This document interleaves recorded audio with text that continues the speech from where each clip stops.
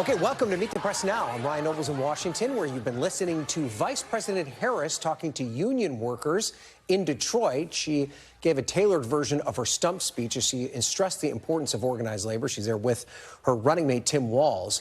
It comes as former President Trump tries to regain some of the spotlight in the 2024 presidential race. Trump holding a press conference this afternoon at Mar-a-Lago that went on for more than an hour. And during that time, Mr. Trump hit on many of his favorite talking points, including bragging and misrepresenting the size of the crowds at his events and also spreading misinformation about the 2020 election results. Former President Trump also announcing that he's agreed to 3 network debates with Vice President Harris after weeks of waffling about where and when he'd commit to debate his new opponent. He called Vice President Harris incompetent and appeared aggravated at times by her rise to the top of the ticket and the renewed level of enthusiasm by Democrats. I haven't recalibrated strategy at all. It's the same policies, open borders, weak on crime. I think she's worse than Biden because he got forced into the position. She was there long before. She destroyed San Francisco. And they say, oh, the enthusiasm's back. No. The enthusiasm is with me and the Republican Party, because they want to stop crime, they want to stop people from pouring into our country from places unknown and from countries unknown, from countries that nobody ever heard of. That's where the enthusiasm. She's not doing any news conference. You know why she's not doing it? Because she can't do a news conference. She doesn't know how to do a news conference. She's not smart enough to do a news conference. Mr. Trump also saying that he felt sorry for his former opponent, President Biden, falsely claiming the presidency was taken away from him. We were given Joe Biden, and now we're given somebody else. And I think, frankly, I'd rather be running against somebody else. She was very nasty to Biden. And shockingly, he appointed her, asked her to serve as vice president. Well, I don't know if he's happy about that decision right now. This was taken away. The presidency was taken away from Joe Biden. And I'm no Biden fan, but I'll tell you what, from a constitutional standpoint, from any standpoint you look at, they took the presidency away. You would have thought they would have gone out to a vote. They would have had a primary system. They would have done something. But to just take it away from him like he was a child. And he's a very angry man right now. It comes as Vice President Harris has ramped up her attacks on the trail, telling supporters yesterday that Trump's reelection poses a danger to America. Let us be clear. Let us be clear. Someone who suggests we should terminate the Constitution of the United States should never again have a chance to stand behind the seal of the President of the United States. There's also something else that has happened recently that we really have to prioritize in our mind about the danger we're looking at. Last month, the United States Supreme Court basically just told the former president, who has been convicted of fraud, that going forward, he will be immune no matter what he does in the White House. Now, as the vice president warns of the dangers of a Trump victory, in a new interview, President Biden is warning about the dangers of a Trump loss. Here's what the president said when asked if he's confident there would be a peaceful transition of power in January. If Trump wins, no, I'm not confident at all. I mean, if Trump loses, I'm not confident at all. He means what he says. We don't take him seriously. He means it.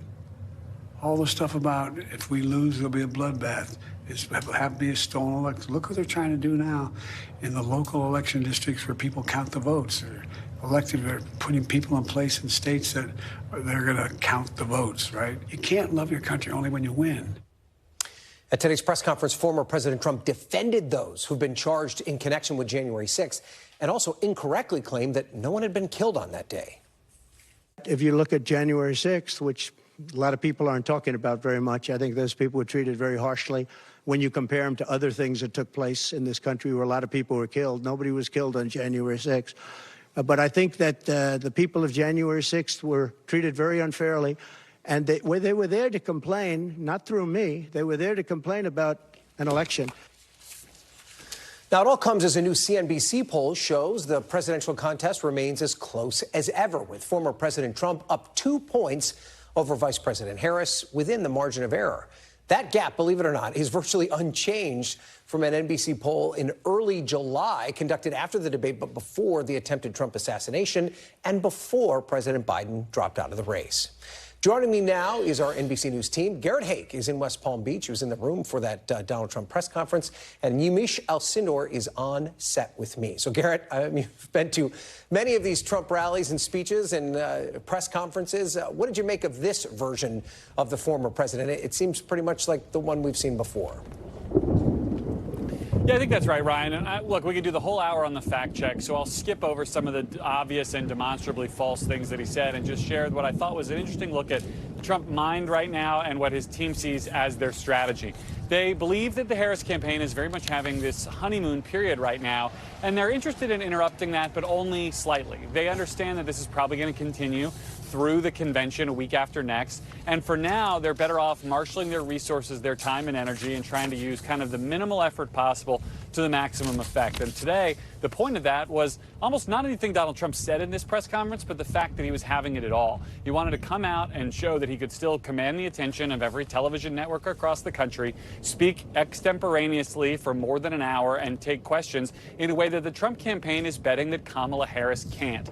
And it's not that they think the media story about Harris not answering questions is particularly useful to them, although I suppose it could be in the short term. It's that they think when she does answer questions, she will do so poorly, that she will be not able to communicate effectively off a teleprompter, that's what their experience and research and the history of Kamala Harris as a national politician has shown. And so they're trying to kind of push her into that space by having Donald Trump do something that he's perfectly comfortable with, which is parry reporters' questions for an hour, answer some of them dishonestly, kind of change the subject when he feels like it, and hope that by just kind of flooding the zone, it accrues to his benefit. And I think that's exactly what we saw today. Well, it's interesting, Yamiche, because we just saw Kamala Harris. She had an opportunity. She was in front of the mics almost immediately after this press conference. She didn't even bring it up. She didn't take any opportunity to respond to any of the things that Donald Trump said about her. Does this give us a glimpse into the campaign strategy now that we're really kind of in the heart of the race? I think that we're likely to hear some sort of response from the Harris campaign, if not Vice President Harris herself. I was texting with an aide right before this event, and I had been told that she was going to respond. I'm not quite sure why she hasn't in the sort of vein of Pete Williams. We have to say when we don't know something, and right now I do not know why she didn't respond. But my sense is that this has been a campaign that really has been part of the rapid response sort of view of politics, that when he says something, think about when he said NABJ, claiming that Vice President Harris had turned black. She responded that night. Yeah. So it wasn't immediately a few minutes after, but it was within hours. So I'm very interested to see if at some point we don't hear more from the Harris campaign. I think already we've heard just over the weekend and in the last week that they say that they are interested in still having this ABC News debate on September 10th. From my understanding, they do not want to do the Fox News debate on September 4th, but they are open to other debates, more debates after the ABC debate. So I think it's going to be interesting. Obviously, at NBC News, we'd love to see them on September 25th. That being said, or at least that's the date that they've been talking about, there's also the issue of sort of media engagement. I was talking to a number of aides this morning, and what I was told was that they want to get some sort of joint interview done between Vice President Harris and Governor Walz in the next, quote, few weeks is what I was told. It's not sure if it's going to be before or after the DNC. The other issue is that they do want to also have some sort of engagement with the media, either in a press conference or in an interview. But I also was told that they're going to do traditional sort of local national media, but also they're going to be talking to influencers, people on TikTok and Snapchat. So my sense is that they do want to have some sort of more media engagement. They are telling us right now that there's just been a lot going on between picking a running mate, between the battleground tour. So they're saying give us some time, but we're going to do it. That amount of grace period they're given is quickly running out, though, right? It's running out. They've got to schedule that interview quickly. I know Yamiche, you're available if they're looking for someone to do that first interview with. But Garrett, let's go back to you because I do feel it kind of got lost in all of this. It seemed as though the purpose of this press event was for Trump to break the news that he's willing to actually debate Kamala Harris. He only talked about it for a very short period of time. He messed up which network was going to do the debate on what day. I mean, what do we make about this new push now for a debate when they seem to have backed away from it after Biden left the race? Yeah, I think there was a period of time of waiting for the dust to settle. I mean, the Trump campaign, we've reported, was sort of surprised by how quickly the Democratic Party coalesced around Kamala Harris. They were hoping there would be some kind of period of chaos, not this honeymoon period that they had before they'd be put in a position to have to, confirm a specific format or a specific date for what they're going to do next. Trump is very confident in his debating skills. His campaign is very confident that he'll, outperform Kamala Harris when and if they're on stage. I think they were angling for a friendlier setup, both in terms of moderators and format, with Fox News, whose debate proposal included a live audience, something that Trump has used in the past to kind of deflect questions he doesn't want to answer and use crowd response to kind of back him up and drown out his opponent at any given time. I have no knowledge of whether the NBC format would allow for something like that, but the ABC format did not. I think the Trump campaign knew they needed to have another one of these standoffs or showdown with whoever was going to be at the top of the ticket, ideally before people start voting, which I will start reminding people now and continue reminding them for the next several weeks, is next month, September. Yeah. So early debates and often debates are, I think a reasonable strategy for any confident campaign. And Garrett, you may not know the answer to this, and I'm not trying to put you on the spot, but are they, when they say he's open to these debates, is it an all or nothing proposition? Or we know that both sides have now officially agreed to the September 10th debate, but is Trump saying that I'm only going to do that if you do the Fox debate and an NBC debate after the fact? I mean, some of this often gets lost in the caveats. Where's the campaign on that? What I know from talking to a senior Trump advisor just a few minutes ago is that Donald Trump basically said, let's get this done. Basically shifted the responsibility for hammering out the details to his senior aides, indicated that he personally wants to do debates, plural. And I think the rest of the details are, at this point, less important. Look, if you're Trump, you look at the first debate and say, I knocked the guy I spent the last 4 years running for president against out of the race with one debate. Why would I not want to do this again as early and as often as possible? So, Yamiche, I guess this then bounces it over to the Harris campaign. Are they officially in for any of these? I mean, I know they've said they do the ABC debate, but now we have kind of a new proposition here from the Trump side. From my understanding, the Harris campaign is officially in for the September 10th ABC News debate, and they are open to other debates only after that debate. That was the language over the weekend from Michael Tyler, who is the communications director for the Harris campaign. So that tells me two things. One, they had been telling me all along that Fox News was already a questionable sort of network to work with, but September 4th is before the ABC debate. So my understanding is that the Harris campaign likely won't do that debate. They could change their minds. They could come up with a new strategy. And then in terms of other debates, meaning plural, my understanding is they are open to debates plural. Okay. And September 4th, also my 20th wedding anniversary, just for your shopping plans, just so you know. Garrett, let's go back to you and talk about the campaign schedule here. I mean, Donald Trump has really not spent that much time on the campaign trail. He seemed to bristle a little bit when he was confronted with that during the press conference today. Is there any sense that things are going to start ramping up for them? Yes, I think they will. I mean, look, we've had the most insane month in American politics in probably the last 50 years, Ryan. But as you and I both know, it's not normally like this in July and August. And I think the Trump campaign was perhaps planning for a more normal July and August. This period around the conventions tends to be dominated by fundraising, introducing the running mate, and so forth. And it's only after the convention that you see things really pick up. And talking to senior Trump advisors today, they do expect things to pick up substantially, including counter-programming the Democrats' convention, with Trump being on the road a lot more. I mean, today's a perfectly good example. He is by far the most effective draw, saying nothing about the content that he provides for his campaign. When he is out, it gets paid attention to. I think they're going to use that more and more going forward. And I should also add that September 4th is also my wedding anniversary, though not to Ryan and not for nearly as many years. So I guess, Yamiche, you'll probably be anchoring the show, and I hope you find some reporters to talk to on that day. That's crazy. Well, I'm happy that you guys both remember your wedding anniversary. Yeah, that's the message for my husband. Right off the top of our heads. Right off the top of your heads, I'm impressed. And Yamiche, finally for you, obviously the Harris campaign on a breakneck pace now, introducing the new running mate, going all across the country, heading right into the convention. Do we expect that to continue even past the convention? We definitely expect that to continue, because Tim Walz was someone who was not very nationally known, but someone who checks all the boxes that the Democrats really wanted. You know, you just look at his bio. He's a football coach. He's someone who has a fertility story with the fact that him and his wife struggled for years with IVF and conceived their daughter Hope through IVF.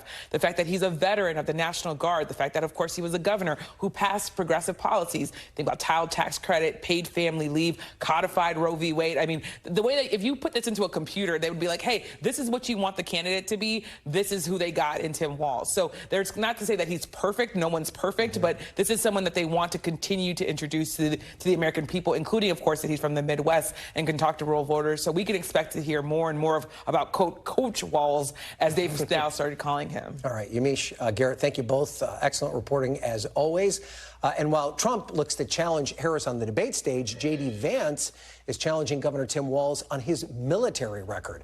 Walz, the now Democratic vice presidential candidate, served in the Army National Guard for 24 years before retiring in 2005 to run for public office. But Vance is going after his decision to leave the National Guard, accusing Walz of abandoning his unit as they prepare to deploy to Iraq. To dive deeper into Walz's military record, I'm joined now by our Pentagon correspondent, Courtney Cubie.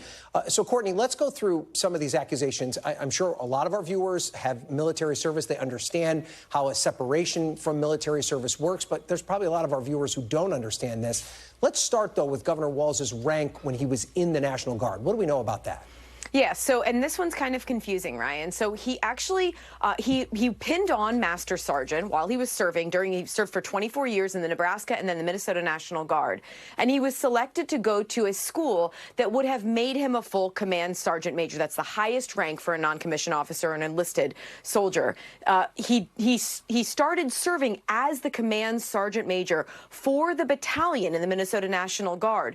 But as part of the retirement requirements, you have to serve 20 years, and then they look at how long you've served in rank and whether you've fulfilled your educational requirements. He didn't fulfill what he needed to do, the 750 hours to be a command sergeant major, and he didn't have enough time and grade, so he retired as a master sergeant. That's the discrepancy that we're hearing from J.D. Vance about his rank, and frankly from some other Trump-Vance supporters about Governor Walz's rank. Okay, well, just put this all into context, this attack by J.D. Vance, that Walz left the National Guard unit as his battalion was being asked to go to Iraq. Is there any truth to that claim? So this is a tough one, Ryan, and there are people who served in that same unit in the Minnesota National Guard who have also made that same claim. Some of them who actually served with Governor Walz during his time in uniform. Now, we have the timeline that lays out exactly when it was that Governor Walz decided to retire from the Minnesota National Guard and actually retired. That was May of 2005. The unit itself didn't get their mobilization orders until that summer in July. You can see it there on the screen. And then they didn't actually mobilize until August. But the key here is when exactly Governor Walz decided to retire. He retired again in May. You can see it May 16th, 2005. But we don't exactly know when he made that decision to retire or when he put in his retirement paperwork. That's the real key here. If, in fact, as some have alleged who served with him, he decided in March, when it started to look more likely that the unit could be selected to go to Iraq, that's a very tight timeline for retirement, 2 months. It's not impossible, but it is very difficult, especially for someone who's served for more than 20 years, to retire. So the reality is here, this all goes to the motivation that then before he was governor, but then Tim Walz, his motivation for why he decided to retire at that time. And frankly, Ryan, that's a question that only he can answer. All right, Courtney Cubie, thanks for breaking that down for us. We appreciate it. And still ahead, a surprise assault by Ukraine as troops punch through Russian defenses into Russian territory. The details, the reaction, and what it means for the war ahead. But first, 2025 vision. What would a Kamala Harris presidency actually look like if she wins? We'll talk to a Democratic congressman from the Blue Wall state of Pennsylvania about the Harris-Walz campaign message and agenda. You're watching Meet the Press Now.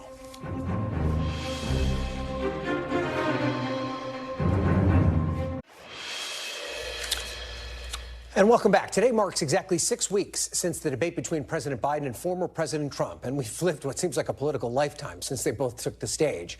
But the electoral dust seems to be settling, and the race once again looks to be a tight one. This morning, the Cook Political Report moved 3 battleground states that are key, Arizona, Georgia, and Nevada, from lean Republican to toss-up, citing increased Democratic energy and unity around Kamala Harris. The states joined battleground Wisconsin, Michigan, and the all-important Pennsylvania as the 6 toss-up states in the Cook Political Report ratings. In the words of our friend Amy Walter, the presidential contest has moved from one that was Trump's to lose to a much more competitive contest. Joining me now is Pennsylvania Democratic Congressman Chris Deluzio. Congressman, thank you for being here. And let's start with this renewed energy from the Democratic campaign in the form of Kamala Harris. She is serving as vice president right now. But what do you want to know about her personal vision for the Oval Office, maybe even separate from President Biden's? Well, look, I think the big first decision she had to make was to choose a running mate, choose a future governing partner in Governor Walz, which she did. And I think that was a decision that showed good judgment, picking a guy who, look, served this country as a football coach, as a teacher, really has been delivering in Minnesota for his people there. I think it bodes well for her judgment and her willingness to now continue the good work of the Biden-Harris administration. Look, I'm from Western Pennsylvania. We have seen what it means to have real investment from infrastructure money coming our way. We've seen the manufacturing construction boom. We've seen a lot from this president and this vice president taking on junk fees and price gouging. I'm excited to see Kamala Harris continue that and take that campaign to Western Pennsylvania. But we are just only about 90 days out from the election. Does she need to differentiate herself a little bit, show maybe a specific vision that is separate from the work that she had as vice president underneath President Biden? Look, she's going to be her own candidate, and she is, and you're seeing enthusiasm right now. The polls are obviously moving in Democrats' favor, but we're also seeing it with volunteer signups in places like Western Pennsylvania, my congressional district. We're seeing small dollar donations. I saw it in Philadelphia when she and Governor Walz fired up that crowd in Philly. They were really on point. You saw folks excited, energized. I'm seeing it in rooms and union halls in my district. People are ready to win and are ready to help deliver this ticket. I want to show you some numbers from a new CNBC poll. It says that 78% of respondents believe that they know some or a lot about Donald Trump and what he would do on the economy specifically. That number is just 58% for Vice President Harris. What's your reaction to that? Does she need to do a bit of a better job selling her vision for the economy? Does she need to introduce that to voters? Well, she's been our nominee now only for a few weeks. So, of course, we've got some campaigning to do. And I think we've got to help her make the case for what she's going to do in this next term and also remind people what Donald Trump did when he was in office, which was to do tax cuts for billionaires and huge corporations, that same trickle-down economic fairy tale that has never worked, that plotted to strip places like my region of Western Pennsylvania for parts. We're not going back to that. We're not going back to the dark days of ripping away people's freedom, of telling women what to do with their bodies and their pregnancies. And folks know that Vice President Harris has been part of administration's been standing up for working people and standing up for folks' freedom. And that is a key part of this campaign. It's going to be part of, I know, Vice President Harris's message in Western Pennsylvania and all over the country. One of the big criticisms from former President Trump today of Vice President Harris is that she's been the nominee now for several weeks. She's not conducted an media interview yet. She's yet to do a press conference. There have been a lot of positions that she took prior to 2020 in which she's changed course. Do you think that it's time for her to sit down for an interview and explain that decision to change course on some of these issues and take some tough questions from members of the media? Well, look, I know Donald Trump doesn't have anything to do other than campaigning. She's the vice president of the United States and is helping President Biden navigate crises across the globe and here at home. That's the job. I think folks saw the way Donald Trump did that job, which is why we kicked him out of office after 4 years. Vice President Harris, I am sure, is going to be open with the press. I know she's been talking to folks, to and from on the flights. And look, the contrast between transparency on her part and Donald Trump is just tremendous. I mean, this is a guy who makes it up as he goes along, can't find a lie that he doesn't love. I mean, my goodness, we can't believe a word this guy says. Let me ask you about a specific issue that I know is important to your voters in Western Pennsylvania, and that's the issue of fracking. That's something that in the past Kamala Harris has been opposed to. Her campaign now says that she supports. How does that resonate with voters in your district? Well, that's the right position for her to take. I mean, that's where President Biden has been. That's where the Biden-Harris administration has been. And there are lots of union workers in my region who rely on that industry. And it's helping us, frankly, be energy secure and help us meet our climate goals going forward. So that's the right decision for Vice President Harris to make. And frankly, the fact that she has so strong support from the union movement, from folks in labor, tells you about her values, tells you about who she is as a candidate. and why labor is going to be showing up for her in Pennsylvania come November. So we're just a couple of weeks out from the Democratic National Convention.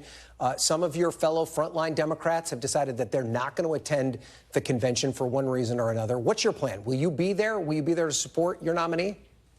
Yeah, look, I'm supporting Vice President Harris and Governor Walz. I mean, the stakes cannot be higher. I don't forget what it was when Donald Trump was in the White House. I don't forget the insurrection he tried to lead and failed at leading. My goodness, thank you, God, he did fail on January 6th. This is a guy who tried to rip up our Constitution, doesn't understand democracy, who called veterans who are willing to risk their lives suckers and losers. That's who this guy is, a draft dodger on top of it. So no, we're not going back to that. I'm going to do everything I can to make sure that guy never steps foot in the White House again, and we're going to deliver a win for Vice President Harris in Pennsylvania. So just to be clear, you will go to Chicago to be a part of the convention? Yeah, I'll be there. Okay, great. And then you were at this rally that the new vice presidential nominee, Tim Walz, and the vice president participated in Philadelphia. And it certainly seemed to be a loud and enthusiastic crowd. They've had a couple of good weeks. But how do they continue to maintain this energy, particularly in a state like Pennsylvania, where your governor, Josh Shapiro, was passed over as the running mate? How do they keep Pennsylvania voters engaged all the way up to Election Day? A couple simple messages that I think are right on with what the Harris-Walz team believe in, right? We're going to continue to fight price gouging and these junk fees that the Biden-Harris administration has been taking dead aim at. We got to grow the middle class, and you're seeing that with the manufacturing boom that's happening all over the country. The infrastructure investment is about defending freedom. And I know, deep in my bones, that Vice President Harris, someone who's going to stand up for our freedom, for women's ability to make their own choices for their pregnancies and their health, and that our democracy will be strong and protected when she's in the White House.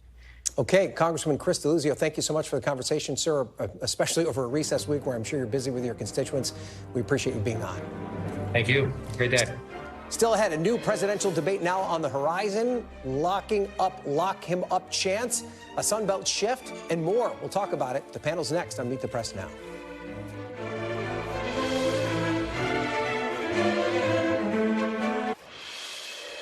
Welcome back. It has been a mainstay of Harris events that the campaign is clearly not comfortable with. Chants of lock him up aimed at the former president. They've broken out at multiple rallies, including last night in Michigan. Well, Donald Trump was just found guilty of fraud. 34 counts, to be exact.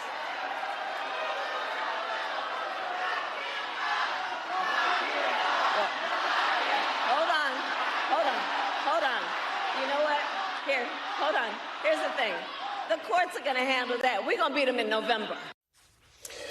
Clearly, she did not feel very comfortable about that. I'm joined now by my panel, Betsy Woodruff-Swan, the national correspondent for Politico and an NBC News contributor, Donna Edwards, former Democratic congressman from Maryland and an NBC News political analyst, and Brendan Buck, the former press secretary to John Boehner, and Paul Ryan, who's also an NBC News political analyst. We don't need to really describe the level of uncomfort that you saw there from the vice president, but it's clear that this is not something they would like to see chanted at their rallies. Of course, it harkens back to 2016, where Donald Trump supporters would say this about Hillary Clinton. How does the campaign avoid this, Betsy, and how does it reflect the direction of where things are headed? It's such a tough needle for them to thread because on the one hand, for the Harris campaign, they see immense value in highlighting the fact that Trump has been convicted of a bunch of crimes. Swing voters don't like that. It's a political liability for him. It's a huge political liability. At the same time, there's also real risk in fomenting this type of mob mentality or having it materialize in ways that directly, precisely echo what we saw at Trump rallies in 2016 when people were chanting the exact same thing about Hillary Clinton. So it's very, very difficult for Harris to talk about Trump's convictions without immediately generating that kind of response, and trying to sort of thread the needle is something that's going to be a challenge. It's interesting, though, down to the way she tried to handle it, and perhaps the differentiation that Democrats are trying to draw about the way a potential Trump administration would handle political enemies versus the way they would handle it, in saying that this is not a political issue, it's a legal one, and the courts will handle it. Is that something that a message that can break through to, as Betsy described, a mob of people that seem a little thirsty for something like this? Well, I actually think the more she does it, it will be true. Part of it is because because she was a prosecutor, and so she's worked in the justice system. I think people trust that, and she'll be able to rely on her background as a way to tamp down the kind of mob noise versus letting the courts handle it. I actually think the transition that she's made, saying we'll let the courts handle that, moving into November, is also consistent with the notion that the Harris-Walz campaign wants to portray of looking toward the future and not looking backwards. And so, Brendan, I'm sure you watched part of President Trump's press conference today. Stephanie Grisham, Trump's former press secretary, she called his news conference today a sign that he's panicking. She obviously had an unceremonious separation from Trump world. But do you think she's right? Is there something to that? Yeah, look, this is the first time, I think, in Donald Trump's entire political life over the last however many years that he hasn't controlled the narrative of what's going on. Usually he grabs the handle of whatever we're talking about, or he forces us to talk about whatever he wants to talk about. And for the last several weeks, Kamala Harris has had all the momentum, all the energy, all eyes on her, and he obviously doesn't like that. I actually thought it was a pretty effective tactic today to try to draw her out. I think the fact that she hasn't done any interviews at this point is somewhat ridiculous. And the fact that they're telling you, Mish, that they'll do one in the next 2 or 3 weeks is not very... Or doing with influencers. Yeah, another response? Yeah. I mean, that's, to borrow a word, that's kind of weird that they haven't done any media so far. And so the fact that he's trying to draw her out, I think, is somewhat smart. He's got to do something to change the direction. Everything is moving towards her. Hasn't necessarily cemented anything for her, but he's got to stop that momentum that she's got. And Betsy, do you think he felt comfortable with his standing in the race based on what you saw today? I think no. There haven't been a lot of good news polls for Trump's team since Harris entered the race. Of course, there are a lot of polls that in isolation have numbers they'd like to see, but in terms of the trajectory, they've had a series of unwelcome developments. And yeah, that's part of the reason that the Trump campaign summoned political reporters to Mar-a-Lago to try to persuade them that Harris is having a honeymoon rather than a shift that will be durable. There's no doubt that there's concern. I think the question is going to be what happens in the next 90 days, what additional unknown unknowns have the potential to continue to upend this race in ways that have already been historic. And you know, his campaign tries to tell us that there's been a shift since the assassination attempt, but then we see these shades of 2016 Trump, right, where he found a way to brag about his crowd size on January 6th, comparing it to Martin Luther King's I Have a Dream speech. I mean, is this more evidence that Trump's really never going to change? A real head scratcher, perhaps to put it gently. No, there's no sign at all of that. And him bringing up the January 6th stuff, again, is just, it's just such an avatar of why Democrats are so eager to push Biden now, because the fact that a guy who could make comments like that, who was emphasizing, who was taking a positive view of an incident that is viewed overwhelmingly negatively by the American people, was polling ahead of an incumbent president over and over and over. Yeah. That fact is part of the reason that there was just such an energetic effort to get the president to bow out. So, Brendan, give me an idea of why he's now decided that he's going to do 3 debates, where he kind of waffled and made it unclear if he was going to do any debates just a couple weeks ago. Well, let me first say, I don't think that he has changed. I think that his campaign, the way he's campaigning has definitely changed. When you are running against Joe Biden and you're winning very easily, it's very easy to be relaxed, be positive, be light. And when that's not happening, we're going back to the Donald Trump that we've seen before. He needs to debate because he may lose if he doesn't. I mean, Kamala Harris has had a number of positions that she is terribly vulnerable on and has been able to, so far, kind of skate by changing them without having to answer for them. I think he sees an opportunity to get in front of her and say, and present her with these things. Now, huge risk for Donald Trump. We saw in the Black Journalist Conference how he handles being pushed around by women. He doesn't respond very well. I could see him having some really ugly moments up on that debate stage, but he needs to have that contrast with her on stage, or else, you know, it may continue to get away from him. And when we talk about those hot button issues, I believe we have some sound about how he handles the question of Roe v. Wade being overturned, and I believe we can play a bit of that for you. I think the abortion issue has been very much tempered down. And I've answered, I think, very well in the debate, and it seems to be much less of an issue, especially for those where they have the exceptions. I think that abortion has become much less of an issue. It's a very small, I think it's actually going to be a very small issue. What I've done is I've done what every Democrat and every Republican wanted to have done. So obviously not every Democrat wanted the issue of abortion being sent back to the states, which has been his new line. But this idea, Donna, that he's kind of wish casting away this as one of, if not the most important issue that voters are talking about, does that sense that he has any real idea of the reality of this issue in this campaign? Well, let's talk about the reality of the issue. Abortion is going to be on the ballot in multiple states. The Harris campaign is very much, Harris-Walz very much running on the idea of protecting women's reproductive freedom. Tim Walz himself tells a story about conceiving his children through IVF. And so this is an issue that's out there. He may wish it away, but it is front and center of this campaign. And he can't just say that, you know, Americans wanted what he wanted. Actually, Americans didn't, and the polls show that overwhelmingly. And so I think this continues to be a vulnerability for him and for Republicans writ large. And Brendan, from a Republican perspective, he's trying to have it both ways, isn't he? And I think this idea that sending it back to states where you have some states where abortion's completely outlawed, but in other states there's no restrictions on abortions, that's not necessarily what Republicans want either, right? Is it a difficult situation for him to try and rectify? Well, there's Republicans on all sides of this issue in terms of, you know, federal versus state. The issue is much more of a vulnerability now with Harris at the top of the ticket. Joe Biden was never comfortable going on offense on this issue. He didn't like to say the word abortion. And Kamala Harris is much more willing to bring this up and make it a front and center issue. Maybe to give him a little credit in what he's saying, it is still not what voters are saying is the top tier issue. Right. It continues to be an economy over and over again is the top issue, but that doesn't mean it is not a highly motivating issue. And that's what we saw in the last midterm elections. And if Democrats play their cards right, they will be able to turn out a lot of voters on a particular issue that people are very vocal on. So Betsy, well, go ahead, Donna, I think this is the reason that Kamala Harris talks about a broad range of freedoms. Because I think a campaign recognizes that it's not a single issue, but it's a collection of issues that describes the way that Americans think about freedom, and freedom of choice is one of those. And Betsy, finally, we don't have that much time, but do you think the Democrats have the ability to marshal this issue in a way that works to their advantage? Yeah, no question. It's something where they're very comfortable. They're very united as a party on this issue, and they see it as a huge and already battle-tested electoral winner for them. Okay, great conversation, guys. I appreciate it. Betsy, Donna, and Brendan, we appreciate you being here. Up next, though, chilling new body cam footage just released from just before the Trump assassination attempt. You're watching Meet the Press now.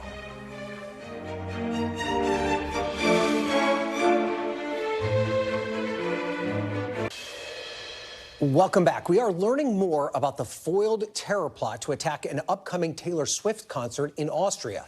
Authorities released this blurred-out image of the prime suspect today, saying he's confessed to planning a suicide mission, using knives and explosives to kill as many people as possible.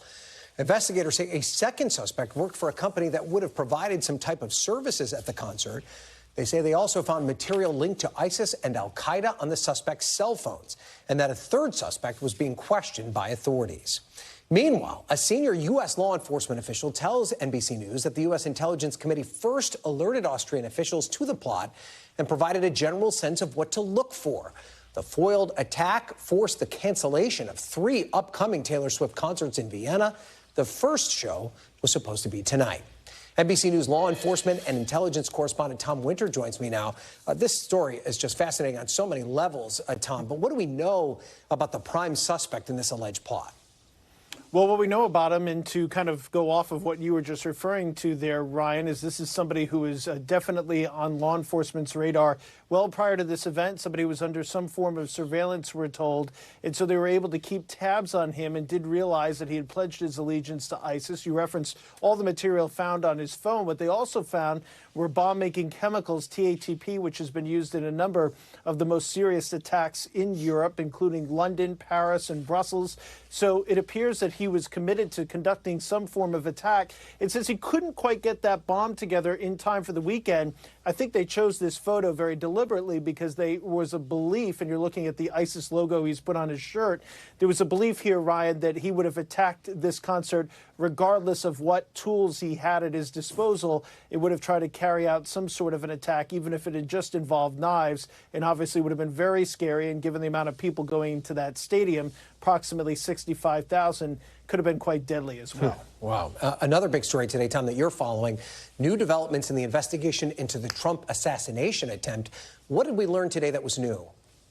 That's right. So this afternoon, Butler Township Police, who were the local law enforcement, the most local of the local law enforcement that were on scene that day, along with county law enforcement, county SWAT, and the Pennsylvania State Police. Then, of course, you had the Secret Service. Well, Butler Township released their body-worn camera, and so there's two distinct things that we see. I'll describe the first one, and then we'll play some audio on the second one. The first one is when the officers, we've all reported, and many others have by now, he at some point realizes that there might be somebody up on this roof. He goes to grab up onto the roof, sees the suspect after he turns his weapon at him, and then jumps down. On that body-worn camera, because of where it's positioned on his body, we don't actually see the suspect. In another video, we hear one of the Butler Township police officers talk about the Secret Service protection, or perhaps the lack thereof, from his vantage point. And this occurred approximately 10 minutes after former President Trump was shot at. Let's take a listen, Ryan. I told them they need to post the guys over here. I told them that the Secret Service. I told them that Tuesday. I told them to post guys over here. I have no contact with the inside. What? I thought you guys were on the roof. No, we're inside. I told them to post guys over here. I wasn't even concerned about it because I thought someone was on the roof. I thought that's how we, like, how the hell can you lose a guy walking back? I talked to the Secret Service guys. They're like, yeah, no problem. We're going to post guys over here. So to put it into context, Ryan, what we're listening there is this local law enforcement officer, again, just approximately 10 minutes after somebody fired, or Thomas Matthew Crooks fired 8 rounds at Donald Trump, saying, look, I told the Secret Service we needed people back here because he's standing behind the building or the buildings where the shots were fired from.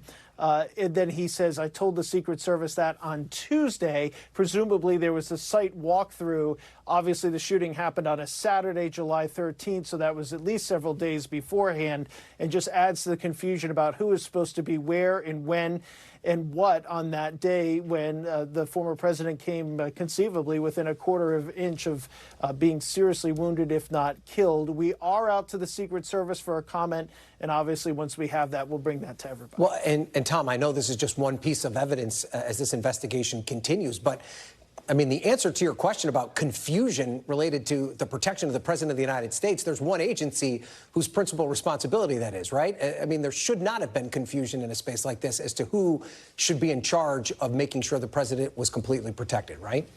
I think now, as we continue to get more evidence about what happened that day, not just statements and what somebody said and somebody heard, but we're actually looking at the raw evidence and all the things that the people that are investigating the shooting are looking at as well. And they've looked at this before us.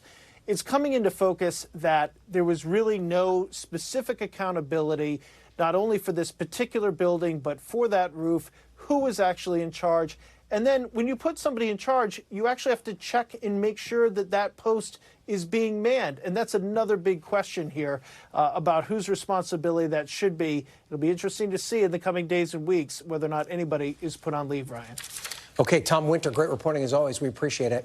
Next, Ukraine's bold new strategy that crosses the Russian border and crosses the line of provocation for Vladimir Putin. You're watching Meet the Press now.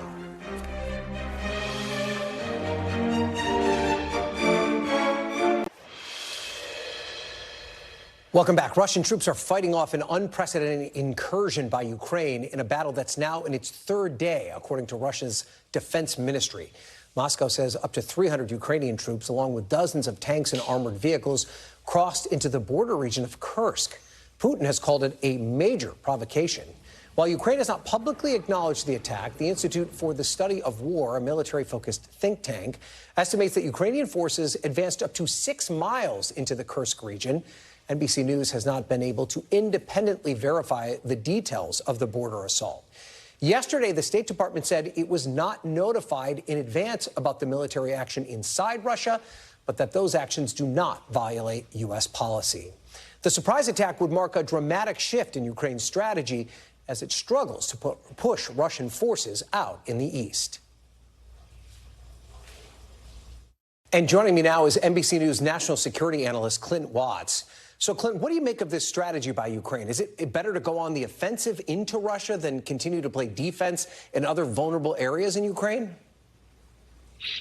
I think the Ukrainians have reached a point where they're losing ground in Donetsk. They're losing maybe a kilometer a day at times, and they can't hold that line. So a strategy that can be pursued, it is more dangerous in some ways, but can be more successful, is a mobile defense, essentially attacking and doing offensive operations in a limited scope somewhere else other than right there on the front line, trying to divert Russian resources. I think that's the ultimate goal.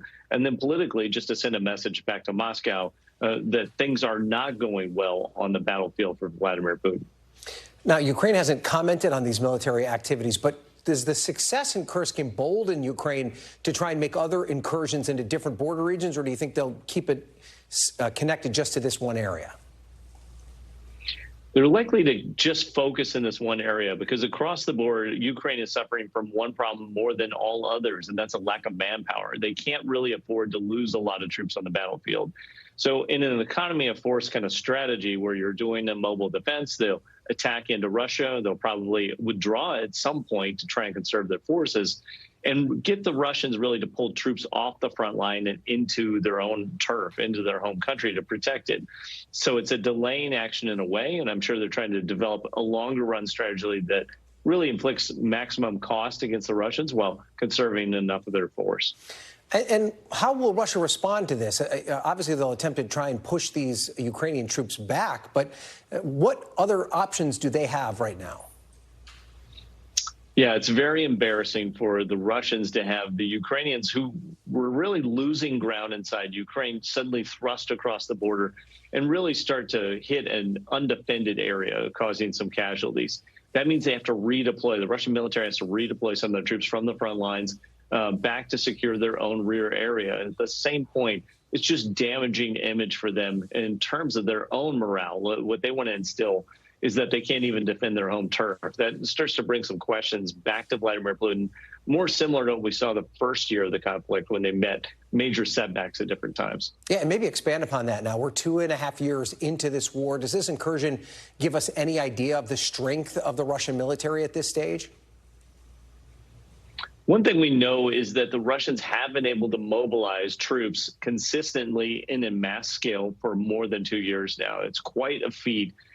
Based on just the number of casualties that they've taken in the hundreds of thousands over the last couple of years, they still are able to put an army out and continue to grind out through what is really just a war of attrition at this point, artillery, tanks, working across the ground on defensive lines.